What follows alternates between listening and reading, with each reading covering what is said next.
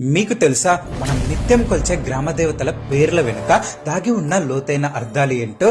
ప్రతి పేరు వెనుక ఒక చరిత్ర, పరమార్థం దాగి ఉంది. అవేంటో ఇప్పుడు ఈ వీడియోలో తెలుసుకుందాం. అయితే మీ ఊరి గ్రామ దేవత పేరేంటో కామెంట్ చేయండి.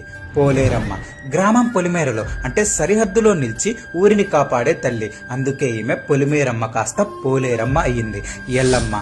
ఎల్ల అనగా సరిహద్దు అని అర్థం. సరిహద్దుల వద్ద ప్రజలను రక్షించే అమ్మ. అందుకే ఈమెను ఎల్లమ్మ అంటాం. పోచమ్మ. ప్రజలను పోషించే తల్లి. మన జీవనాధారాన్ని, శ్రేయస్సును చూసే అమ్మ. అందుకే ఈమెను పోచమ్మ అంటాం. కట్టమైసమ్మ. మన జీవన కాలాన్ని అనగా కట్టని కాపాడి ఆయురారోగ్యాలను ప్రసాదించే శక్తి స్వరూపుని. అందుకే ఈమె కట్టమైసమ్మ అయ్యింది. తలుపులమ్మ. భక్తుల తలుపులు అనగా కోరికలు తెలుసుకొని వాటిని నెరవేర్చే దైవం. అందుకే ఈమెను తలుపులమ్మ అని పిలుస్తాం. అంకమ్మ. పరమశివుని మెడపై ఉన్న మచ్చ అనగా అంకం నుండి ఉద్భవించిన శక్తి. అందుకే ఈమెను అంకమ్మ లేదా అంకాలమ్మ అంటాం.